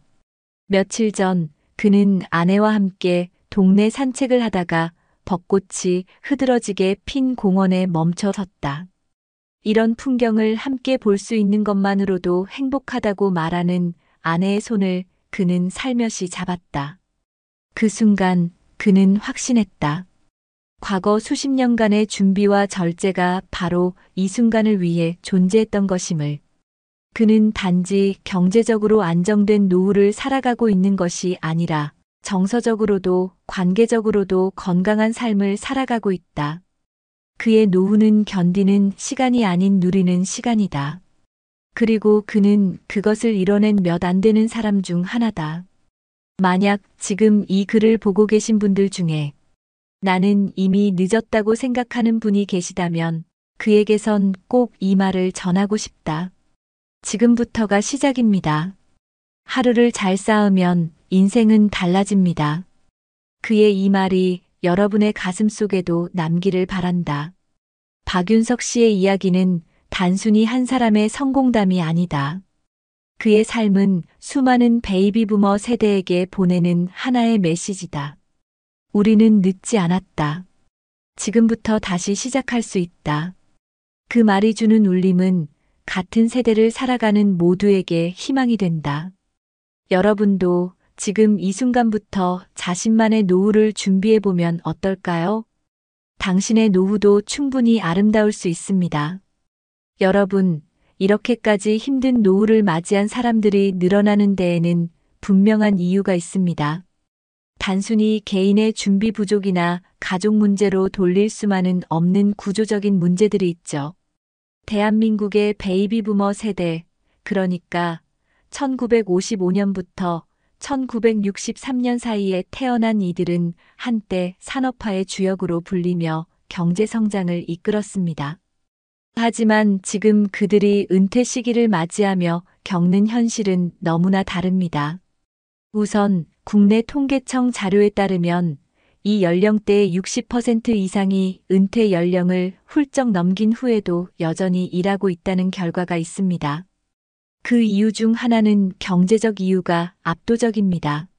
실제로 은퇴 후 생활비로 필요한 최소 금액으로 전문가들이 제시하는 기준은 월 220만 원 이상인데 이들이 실제로 받는 국민연금 평균 수령액은 60세 이상 기준으로 60만 원에서 70만 원대에 불과하죠. 여기에다 자녀 교육비, 주거비, 의료비로 인해 노후 자산을 축적하지 못한 경우가 많습니다. 특히 IMF 외환위기 당시 중년을 보낸 이들은 구조조정으로 인해 조기 퇴직을 겪었고 이후 안정적인 재취업을 하지 못한 채 자영업에 뛰어들었다가 실패한 경우도 적지 않습니다. 이로 인해 실제 자산보다 부채가 많은 숨은 빈곤 노인층이 급증하고 있는 상황입니다. 이런 상황은 한국만의 문제가 아닙니다. 해외에서도 비슷한 흐름이 관찰되고 있는데요. 예를 들어 미국 노동통계국 BLS의 자료에 따르면 65세 이상 고령층 중 약 20%가 여전히 노동시장에 머물고 있으며 이 수치는 계속 증가하는 추세입니다. 전문가들은 그 원인을 불안정한 사회보장제도와 연금의 실질 구매력 감소로 보고 있습니다. 특히 세계적으로 고령화가 빨라지는 국가들일수록 이 문제가 두드러지는데 일본의 경우 70세 이상 고령층 중 절반 가까이가 일정한 형태의 노동에 종사하고 있다고 합니다. 한국도 다르지 않습니다. 베이비부머 세대의 대부분은 퇴직 이후 국민연금 외에 별다른 소득이 없으며 자영업 실패나 부동산 투자 실패로 인해 기대했던 노후 자산이 빠르게 소진되는 경우가 많습니다. 실제로 한 해외 재무학 저널에 실린 연구에서는 은퇴 후 자산 감소 속도가 예상보다 훨씬 빠르게 진행되며 연금 소득만으로는 평균 수명을 감당하기 어렵다는 분석이 나오기도 했죠. 게다가 100세 시대에 접어들며 은퇴 후 30년이라는 개념은 이제 현실이 되었습니다. 그런데 그 긴 시간을 준비 없이 맞닥뜨린다는 것은 마치 무방비 상태로 거대한 파도를 마주하는 것과 같습니다. 그동안의 직장 생활에서는 월급이라는 안전망이 있었지만 은퇴 후에는 모든 것이 스스로 감당해야 할 몫이 되죠. 특히 중장년층은 가족을 부양하느라 자신을 돌볼 겨를이 없었고 자녀의 결혼과 주택 마련까지 떠맡으면서 정작 본인의 노후 준비는 뒷전이 된 경우가 허다합니다. 전문가들은 지금이라도 늦지 않았다고 말합니다. 그들은 공통적으로 소비 구조를 재편하고 지역사회와 연결돼 있는 삶을 설계하라고 조언합니다. 또한 베이비부머 세대의 사회적 고립 문제는 노후의 심리적 건강까지 영향을 미친다고 경고합니다.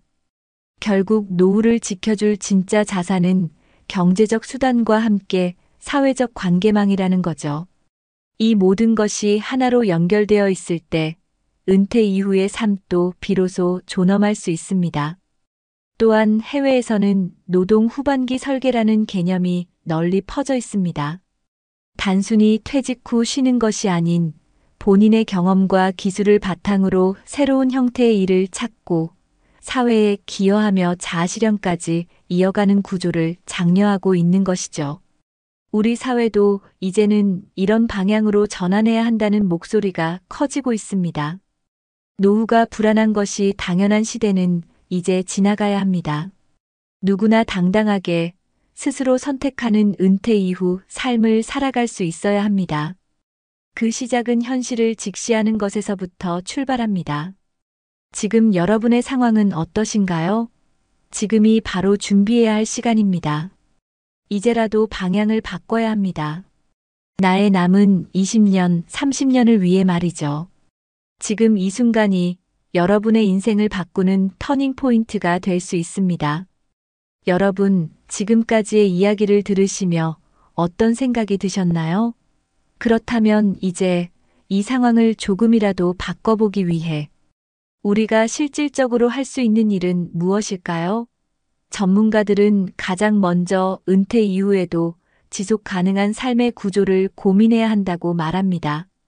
무조건 일자리를 구하라는 이야기가 아닙니다. 내가 가진 경험과 역량을 어떻게 사회와 다시 연결할 수 있을지를 찾는 것이 먼저라는 거죠. 실제로 우리나라 각 지자체에서는 이런 움직임을 조금씩 만들어가고 있습니다. 예를 들어 서울시는 50플러스 재단을 통해 50세 이상 중장년층에게 생애 재설계 교육과 재취업 프로그램을 제공하고 있으며 무료로 상담과 강의를 들을 수 있는 기회가 열려 있습니다. 부산시는 신중년 경력형 일자리 사업을 통해 퇴직한 중장년의 경력을 활용한 지역사회 공헌 활동을 지원하고 성과에 따라 인건비도 일정 수준 보전해주고 있죠. 또 대구시에서는 노인 일자리 전담기관인 대구 시니어 클럽이 운영되며 공공형 일자리뿐 아니라 시니어 창업 지원까지 연결하고 있습니다. 이런 지역 단위의 프로그램은 아직 전국적으로 알려지지 않아 참여율이 낮은 경우도 있지만 실제로 참여해본 이들은 내가 다시 사람으로 대접받는 느낌이었다고 말할 정도로 긍정적인 변화를 느낀다고 합니다. 특히 자존감 회복과 사회적 관계망의 재구축이라는 측면에서 큰 역할을 하죠. 전문가들은 이러한 프로그램이 더욱 확대되어야 하며 노인이 단순히 보호받는 대상이 아니라 사회의 한 구성원으로 존중받으며 기여할 수 있는 구조를 만들어야 한다고 강조합니다. 해외에서도 우리와 비슷한 고민을 가진 국가들이 이미 다양한 방안을 실행 중입니다. 예를 들어 독일은 고령층의 노동 참여를 장려하기 위해 정년 연장을 선택할 수 있도록 유연한 제도를 마련했고 일정 나이 이상이 되더라도 계속 일하고 싶어 하는 사람들을 위한 세금 감면 제도까지 시행하고 있습니다. 일본 역시 생애연 역사회를 목표로 70세까지 일할 수 있도록 고용안정지원금과 기업 인센티브를 제공하고 있습니다. 미국의 경우에는 시니어 인턴십 프로그램을 도입해 55세 이상 고령자가 일정 기간 동안 기업에서 일해보고 정규직으로 전환될 수 있는 기회를 마련해주고 있습니다. 이런 해외의 사례들은 우리에게도 분명한 시사점을 줍니다. 무작정 은퇴를 미루는 것이 아니라 내가 주도적으로 노년의 삶을 설계할 수 있도록 사회 전체가 돕는 구조를 만드는 것, 그것이 핵심입니다. 그렇다면 우리 각자는 지금 어떤 선택을 해야 할까요? 우선 여러분이 살고 있는 지역의 노인 복지 정책이나 신중년 지원 사업을 한번 검색해 보는 것만으로도 큰 차이를 만들 수 있습니다. 요즘은 주민센터나 복지관에서도 정기적으로 상담을 제공하고 다양한 활동 프로그램이 안내되고 있으니 적극적으로 문을 두드려 보세요. 또한 가능하다면 자신이 좋아했던 일이나 잘했던 분야에 대한 교육을 다시 시작해보는 것도 좋은 선택입니다. 지금은 평생학습이 당연한 시대입니다. 60대에 대학을 입학하는 분들도 적지 않고 인터넷 강의를 통해 언제든지 배움의 기회를 누릴 수 있죠. 무엇보다 중요한 건 지금이라도 늦지 않았다는 마음입니다. 너무 늦었다고 생각해 아무것도 하지 않는다면 그게 진짜 위험한 선택일 수 있습니다. 여러분의 노후는 아직도 수십 년이 남아 있습니다. 이 시간을 무기력하게 흘려보낼 수도 있고 새롭게 설계해 다시 일어설 수도 있는 거죠. 인생은 끝나는 순간까지 가능성이 있는 여정입니다. 그러니 주저하지 마세요. 작지만 현실적인 준비를 시작하세요. 한 걸음 내딛는 것만으로도 분명한 변화가 시작될 겁니다. 여러분의 삶은 여전히 소중하고 충분히 바꿀 수 있습니다. 지역사회, 국가, 그리고 여러분 스스로가 함께 이 문제를 마주하고 나아간다면 누구나 존엄한 노년을 살아갈 수 있습니다. 지금 이 순간부터가 바로 그 시작입니다. 혹시 이런 정보들이 낯설게 느껴지시나요? 걱정하지 마세요. 중요한 건 완벽하게 아는 것이 아니라 지금 시작하는 겁니다. 오늘 이 영상이 여러분의 노후를 바꾸는 첫걸음이 되었으면 좋겠습니다. 바람이 분다. 내가 잠시 멈추었던 자리에도 다시 햇살이 들고 다시 꽃이 핀다. 여러분, 어떠셨나요? 우리가 처음 들었던 그 이야기, 퇴직 후 허탈한 마음으로 새벽 인력 시장에 나가야 했던 64세의 이수철 씨는 결국 몸이 버티지 못하고 쓰러졌습니다. 평생 가족을 위해 살아왔지만 정작 본인을 위한 준비는 단 한 번도 해본 적 없었습니다. 그렇게 한평생을 다 주고도 아무도 기다려주지 않는 세상 앞에서 그는 혼자였습니다. 반면 또 다른 주인공 김정우 씨는 달랐습니다. 50대 초반부터 조금씩 자신을 위한 노후 계획을 세우고 생애 재설계 교육을 들으며 새로운 길을 준비했습니다.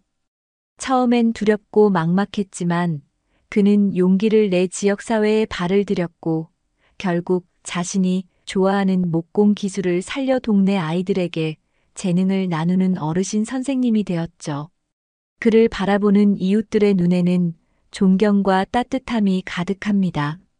무엇보다 그는 여전히 자신이 누군가에게 필요하다는 사실에 감사하며 하루하루를 살아갑니다. 같은 시대를 살아왔고 같은 사회에서 은퇴를 맞았지만 두 사람의 삶은 전혀 다르게 흘러갔습니다.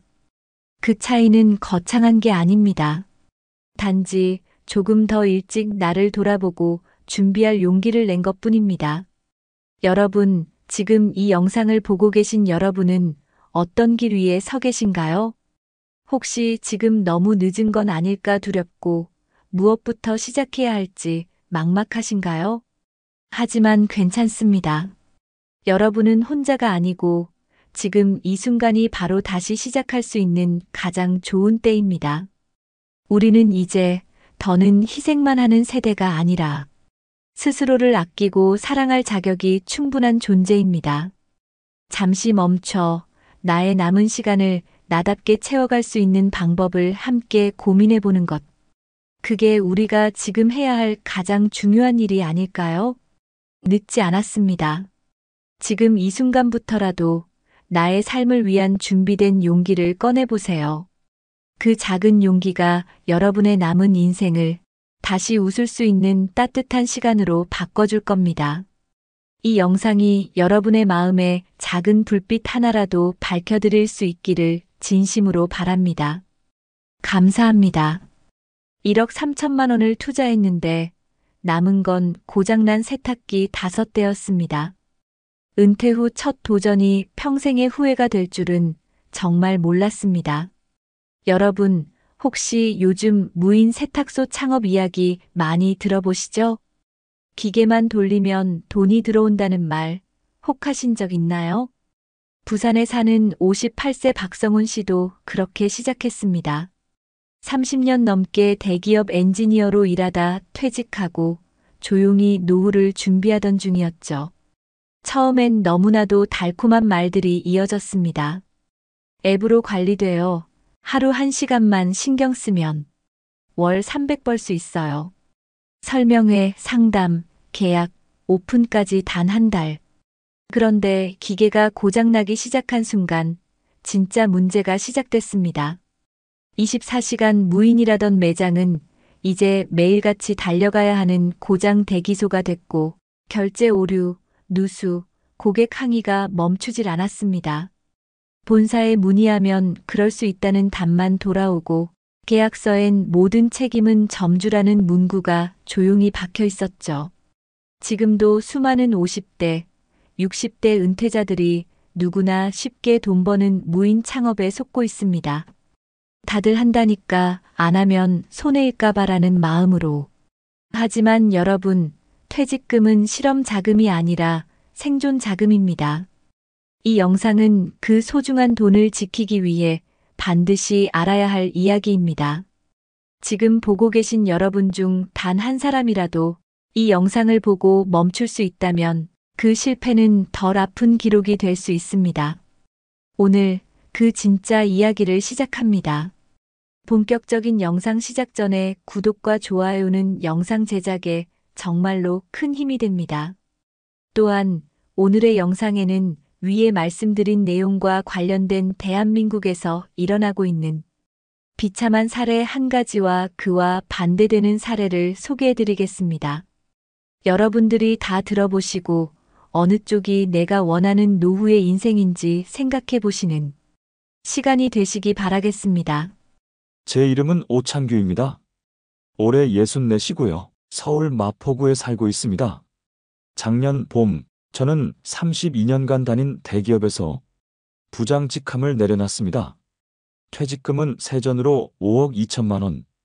저보다 먼저 퇴직한 동기들이 대부분 아파트 한 채를 사거나 상가에 투자할 때 저는 고민이 많았습니다. 아내는 그냥 국민연금에 더해서 조용히 살자고 했지만 저는 자꾸 마음이 불편했어요. 가만히 있다는 건 뭔가 쓸모가 없어진 느낌이더라고요. 직장 다닐 땐 회사가 나를 불러줬지만 퇴직 후엔 아무도 나를 부르지 않았거든요. 어느 날 아들 녀석이 지나가며 농담처럼 아빠 요즘 운동화만 닳겠어요라고 말하더라고요.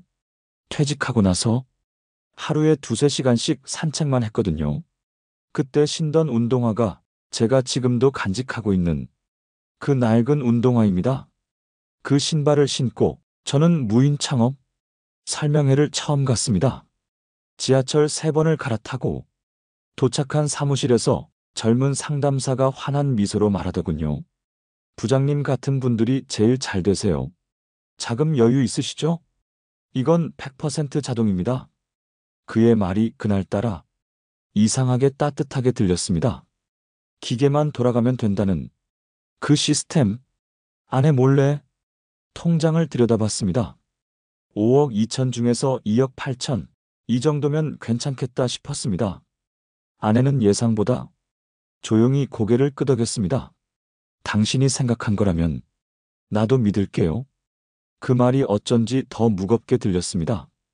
2달 뒤 경기도 외곽의 한 주택가 상가 1층에 저의 무인 샌드위치 매장이 문을 열었습니다. 간판은 깔끔했고 기계는 반짝였습니다. 매장을 정리하며 창가에 운동화를 놓았습니다. 이제 더 이상 걸어 다닐 일은 없겠구나. 저는 그때 그렇게 생각했습니다. 처음 한 달은 괜찮았습니다. QR 결제 알림 소리, 포장지 돌아가는 기계 소리, 창문 너머 들리는 아이들의 웃음소리. 무언가 살아있다는 기분이었죠. 하루에 15건에서 20건 정도 결제가 찍혔고 주말엔 꽤 많은 사람들이 들렀습니다. 저는 어플을 보며 매출을 계산하는 게 제 일상이 됐고 저녁 식사 때마다 숫자를 읊조렸습니다. 오늘 매출은 42만 원. 어제보다 12% 상승. 아내는 웃지도 않았고 말도 하지 않았습니다. 그런데 어느 날부터 어플에 알림이 안 오기 시작했습니다. 처음엔 빚 때문이라 생각했습니다. 그 다음엔 계절이 바뀌어서 그런가 했고요. 하지만 일주일이 지나고 그 다음 주도 한 자릿수 매출이 계속되자 저는 불안해졌습니다. 기계 상태를 점검했지만 이상은 없었습니다. 그런데 고객 한 명이 전화를 해왔습니다. 기계가 작동 안 해요. 카드도 인식이 안 되고요. 제가 달려갔을 땐 고객은 이미 떠났고 기계는 꺼져 있었습니다. 리셋 버튼을 눌러도 반응이 없었고 전원을 다시 꽂아도 소용없었습니다. 그날 이후 고장이 반복됐습니다. 냉장 고장, 제빙기 고장, 카드 인식 오류, 기계 내부 결로 현상까지 한 가지 문제를 해결하면 또 다른 문제가 찾아왔습니다. 서비스 센터에 전화를 걸었지만 부품은 다음 주에나 입고된다는 말만 반복됐습니다. 출장비 11만 원, 부품 교체 24만 원. 하루하루가 적자였고 매장은 점점 침묵 속으로 들어갔습니다. 어느 날은 점심시간이 지나도록 한 명도 들르지 않았습니다. 가만히 매장에 앉아 창밖을 보는데 그때 신었던 운동화가 눈에 들어왔습니다. 먼지가 쌓인 채 구석에 조용히 놓여 있었죠. 그걸 보는 순간 이상하게 눈시울이 붉어졌습니다. 처음으로 아내에게 말했습니다. 조금만 더 해볼게. 아직 그만두고 싶지 않아. 아내는 말없이 고개만 끄덕였고 식탁에 찬 국이 그대로 식어 있었습니다. 여름이 지나고 가을이 올 무렵 매장의 월 평균 매출은 120만 원 밑으로 떨어졌습니다. 전기세와 임대료, 카드 수수료를 제하면 매달 200만 원 가까이 손해였습니다. 본사에 하소연했지만 돌아오는 말은 운영자 책임입니다. 였습니다. 무인이라는 단어 뒤에 숨겨진 건 모든 책임이었습니다. 본사에선 오픈 전까지만 지원이었고 그 이후부턴 관계 없음이었습니다. 어느 날 카드 결제 시스템이 또 멈췄습니다. 젊은 손님 하나가 소리를 높였습니다. 이거 왜 안 돼요? 시간 낭비잖아요. 그 목소리에 제가 더 당황했고 결국 사과만 수없이 했습니다. 저는 그날 새벽까지 매장에서 버티며 기계를 붙들고 있었습니다. 낮에는 아들 눈치가 보여 집에 못 들어가겠고 밤에는 아내 표정이 떠올라 매장에 눌러 앉았습니다. 자정이 넘은 시간 의자에 앉아 몰래 꺼낸 통장 앱을 봤습니다. 잔고는 7천만 원대 초반, 처음 투자금이 2억 8천, 본사 로열티와 부품 교체, 비용으로 빠져나간 돈이 1억 이상. 이제 남은 건 카드 대금 독촉 문자와 매달 100만 원 넘는 신용대출 이자뿐이었습니다. 대기업 다닐 땐 내가 언제 이렇게 되겠어? 생각했던 적이 있었습니다. 그 생각이 얼마나 교만했는지 이젠 너무 잘 압니다. 그 후로 아내와의 대화는 눈에 띄게 줄었습니다. 오늘은 어땠어? 그냥 뭐 점심은 먹었어? 응, 대충 처음엔 물어보던 아내도 점점 아무 말이 없어졌습니다.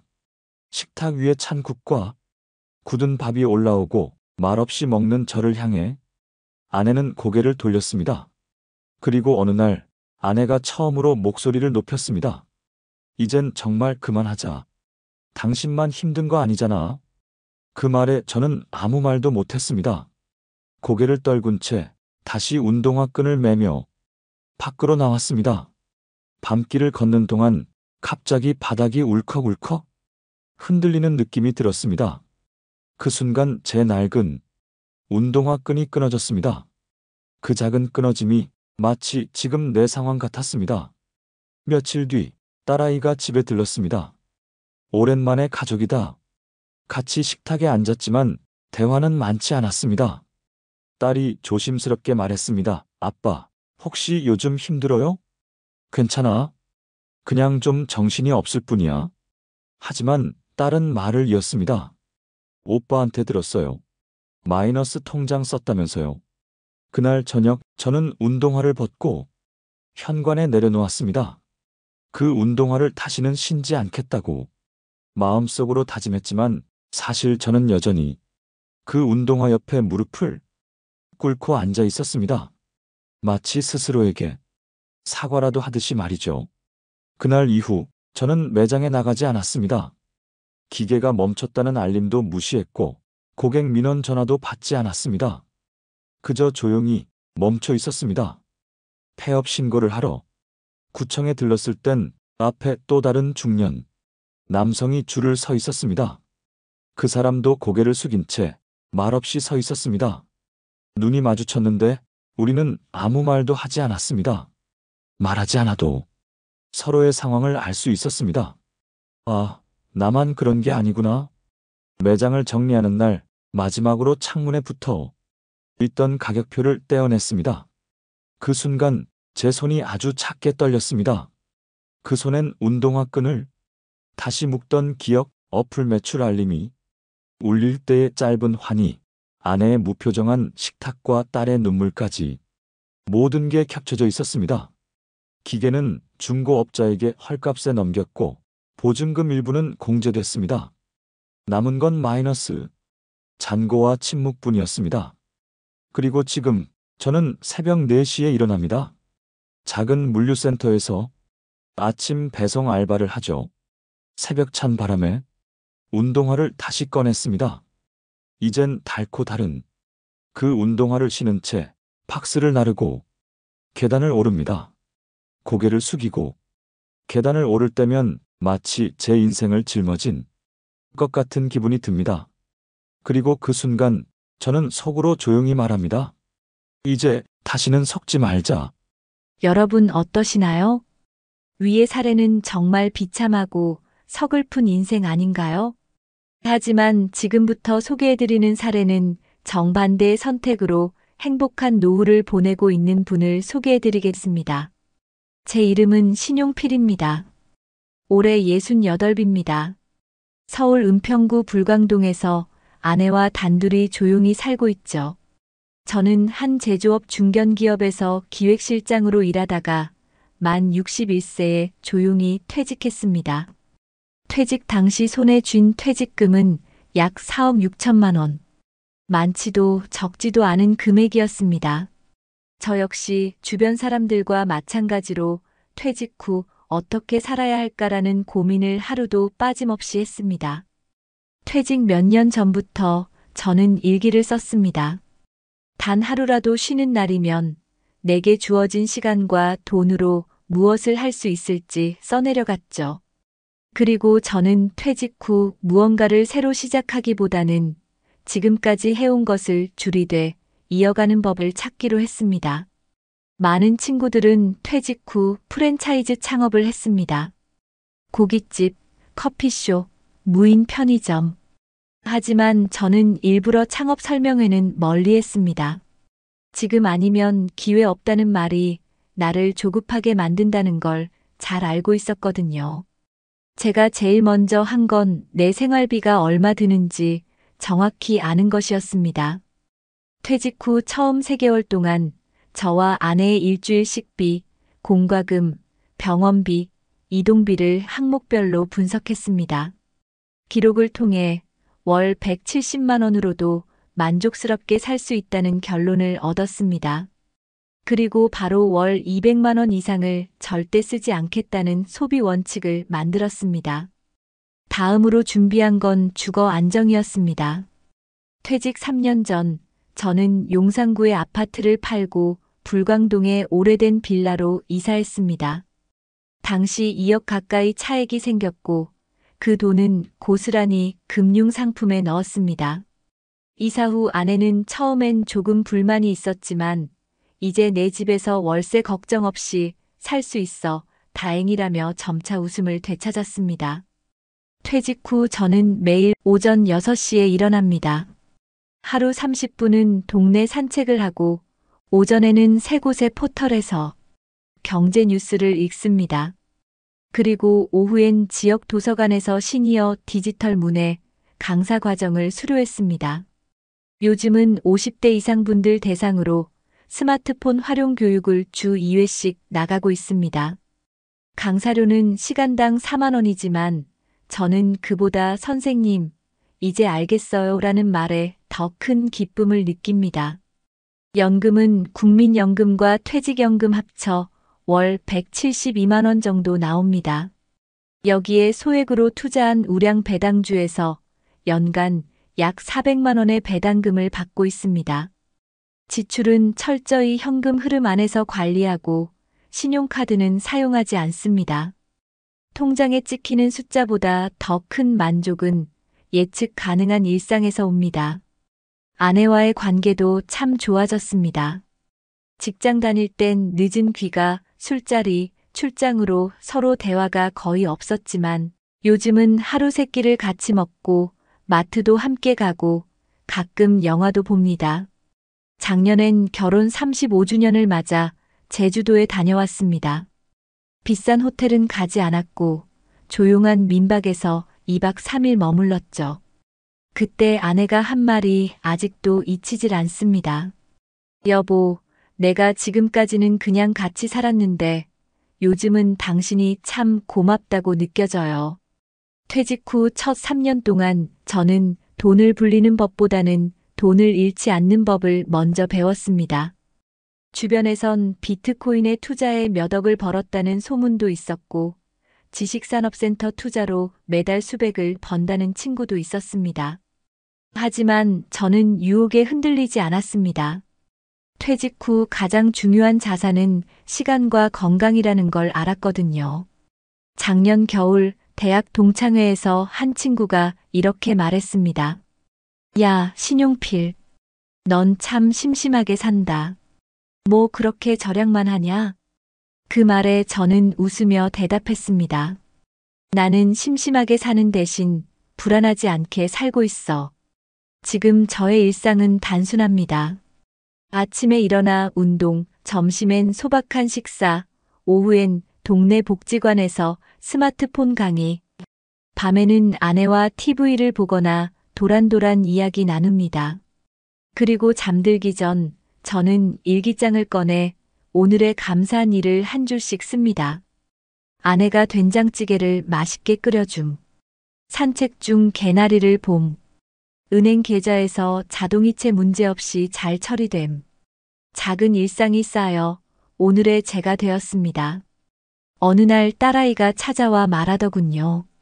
아빠, 나도 나중에 아빠처럼 살고 싶어. 그 말에 눈물이 핑 돌았습니다. 퇴직이 끝이 아니라 퇴직은 준비한 사람에게만 두 번째 삶의 시작이란 걸 저는 온몸으로 느끼고 있습니다. 여러분, 앞서 보신 사례처럼 퇴직 이후 전 재산을 투자해 무인 창업에 도전하는 분들이 점점 늘고 있습니다. 실제로 국내 통계청의 고령층 경제활동 보고서에 따르면 2024년 기준 60세 이상 인구 중 창업을 고려하거나 이미 창업한 비율은 24.6%에 이르며 이 중 절반 이상이 퇴직 직후 1년 안에 창업을 결정한 것으로 나타났습니다. 이들의 주된 선택지는 초기 투자금이 비교적 적고 인건비가 들지 않는다는 이유로 무인 창업이었죠. 무인 세탁소, 무인 편의점, 무인 카페, 무인 분식집 등 이름은 다양하지만 구조는 대부분 비슷합니다. 기계 중심으로 운영되고 대부분 본사와 리스 계약을 통해 장비를 들여오며 어플 기반의 관리 시스템을 제공합니다. 겉보기에는 단순해 보이지만 실상은 매우 복잡합니다. 영국 옥스퍼드 대학교의 고령층 경제자립 연구 보고서에 따르면 60세 이후의 창업 성공률은 12%에 불과하며 나이가 많을수록 기술 습득 속도나 고객 대응 능력, 스트레스 감내 수준에서 불리하다는 분석도 함께 나왔습니다. 특히 무인 매장의 경우 3개월 안에 예상치 못한 장비 고장이나 유지 보수 비용이 발생할 확률이 일반 점포보다 3배 이상 높은 것으로 나타났고 1년 내 폐업 확률도 평균 자영업보다 약 1.5배 더 높다고 합니다. 국내 자영업자 폐업률도 심각합니다. 2023년 중소기업 벤처부 자료에 따르면 연간 자영업 폐업 비율은 약 43%에 달하며 무인형 창업은 그중에서도 폐업률 상위군에 포함되어 있습니다. 더욱이 문제는 감당할 수 없는 투자에 있습니다. 한국금융연구원 조사 결과 은퇴자 중 64.8%가 퇴직금 대부분을 창업에 사용했고 그중 약 58%는 손실을 경험했으며 재정 회복에 5년 이상이 걸린다는 응답도 무려 39%나 되었습니다. 해외의 상황도 크게 다르지 않습니다. 미국 AARP 전미 은퇴자 협회에서 발표한 고령 창업자 실태 조사에서는 창업 후 첫 해 매출이 예상의 50% 미만이라는 응답이 절반 이상이었고 특히 디지털 장비나 앱 기반 운영에서 고령층이 겪는 심리적 스트레스가 심각한 수준이라고 평가된 사례도 있습니다.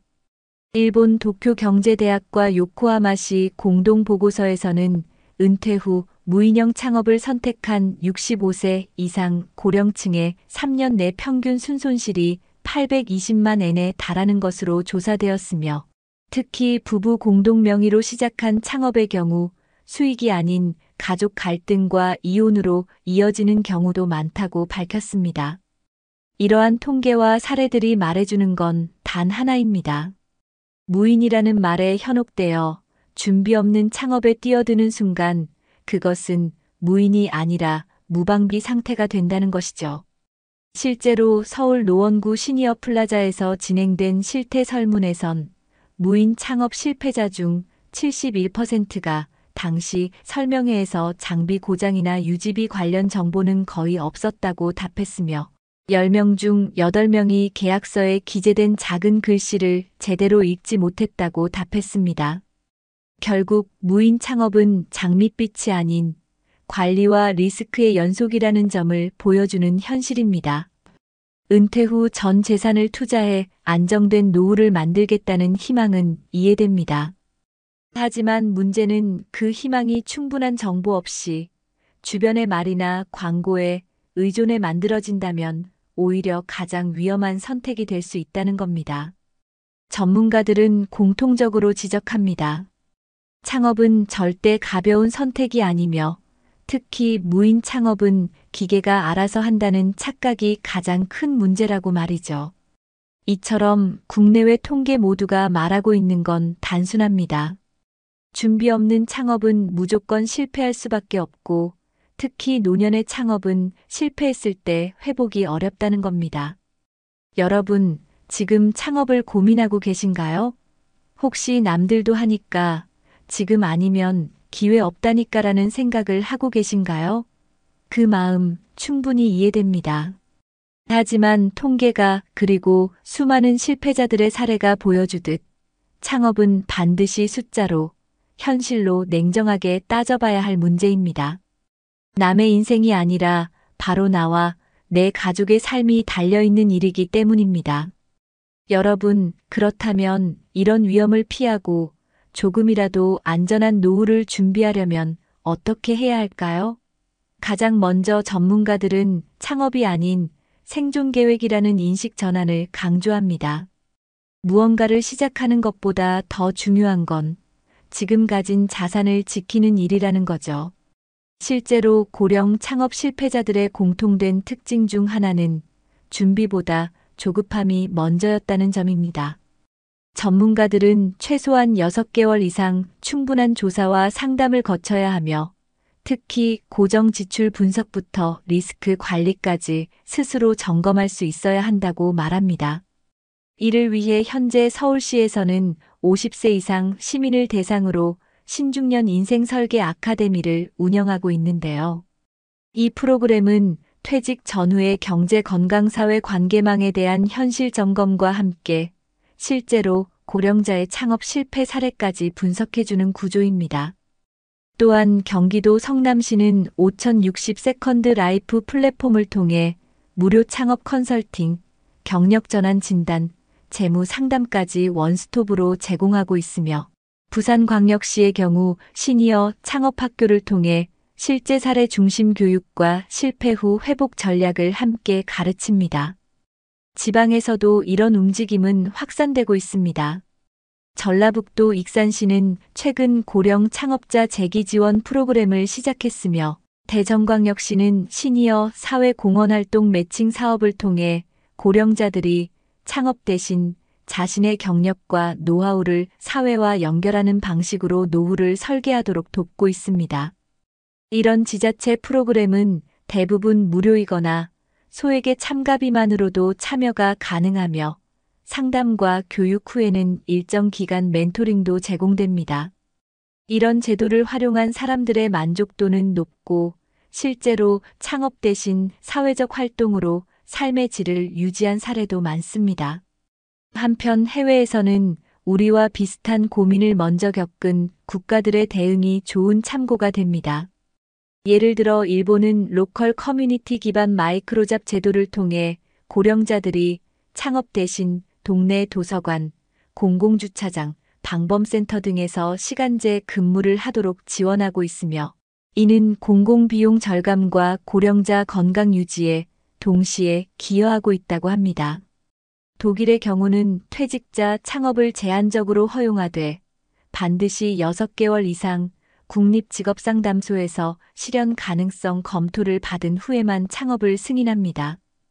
심지어 초기 자본금의 30% 이상은 본인 부담금으로 명확히 설정돼 있어 충동적이고 무계획한 창업 진입 자체를 차단하고 있는 셈이죠. 이처럼 각국의 정책은 공통적으로 창업을 권장하기보단 지속 가능한 삶의 구조를 만들 수 있도록 도와주는 데 초점을 맞추고 있습니다. 결국 우리가 배워야 할 지점은 단순히 돈을 버는 기술이 아니라 지금 가진 것을 지키며 건강하고 인간관계를 잃지 않는 방식으로 사는 방법이라는 것입니다. 혹시 지금 무언가를 시작하고자 고민 중이시라면 시작 전에 반드시 지자체의 관련 프로그램을 문의해 보세요. 서울시 복지포털, 경기도 일자리재단, 한국노인인력개발원 등은 모두 온라인으로도 상담을 받을 수 있고 직접 방문 시 맞춤형 설계도 가능합니다. 창업만이 정답이 아니라는 것, 혼자만 그런 고민을 하는 게 아니라는 것, 그리고 지금부터라도 늦지 않았다는 것. 그 사실을 잊지 않으셨으면 합니다. 노후의 행복은 결국 지금 어떤 선택을 하느냐에 달려 있습니다. 그리고 그 선택은 준비된 사람에게는 기회가 되지만 그렇지 않은 사람에게는 돌이킬 수 없는 후회로 남게 됩니다. 지금 이 순간이 여러분의 선택을 바꾸는 출발점이 되기를 바랍니다. 낡은 운동화 한 켤레, 잠든 통장 속 숫자들, 한쪽은 무너졌고 한쪽은 지켜냈습니다. 여러분, 오늘 영상에서 소개해드린 두 사람의 이야기를 기억하시나요? 한 사람은 대기업에서 정년까지 일한 뒤 무인 창업이라는 이름 아래 퇴직금 전부를 잃고 가족과의 관계마저 멀어졌습니다. 매일매일 고장난 기계와 싸우고 밤마다 식지 않은 밥상 앞에서 침묵하는 아내의 등을 바라보며 내가 어디서부터 잘못된 걸까 되물어야 했던 그 하루하루. 그의 낡은 운동화엔 후회의 흔적만이 묻어 있었습니다. 반면 또 다른 사람은 퇴직 후 서두르지 않았습니다. 아파트를 줄이고 생활비를 기록하며 조심스럽게 삶의 속도를 낮추고 관계를 지켰습니다. 욕심 대신 일상을 소중히 여겼고 돈보다 사람을 먼저 바라봤습니다. 그의 일상은 조용했지만 결코 불행하지 않았습니다. 그가 걸었던 길엔 낡은 운동화 대신 고요한 평온이 남아 있었습니다. 여러분, 우리는 모두 같은 질문 앞에 서 있습니다. 어떻게 살아야 후회하지 않을까? 그리고 그 답은 거창하지 않습니다. 누구보다 나 자신을 먼저 살피는 것, 남의 말보다 내 삶의 속도를 믿는 것, 그리고 지금 이 순간에도 멈출 용기를 갖는 것. 노후는 다시 채울 수 없는 인생의 마지막 페이지입니다. 그 마지막 장에 아픔과 후회 대신 따뜻한 감동을 남기고 싶다면 우리는 지금부터라도 배워야 합니다. 절약을, 관계를, 멈춤을, 그리고 기다림을요. 지금 화면 앞에 계신 여러분 중에는 퇴직을 앞둔 분도 이미 은퇴하신 분도 계실 겁니다. 하지만 여러분, 절대 늦지 않았습니다. 지금도 충분히 늦지 않았습니다. 오늘 이 영상이 여러분의 노후에 작은 변화의 시작이 되기를 진심으로 바랍니다. 그리고 바라건대 여러분의 운동화는 더 이상 지친 후회의 발자국이 아니라 지혜로운 선택의 길을 걸어가길 기도하겠습니다.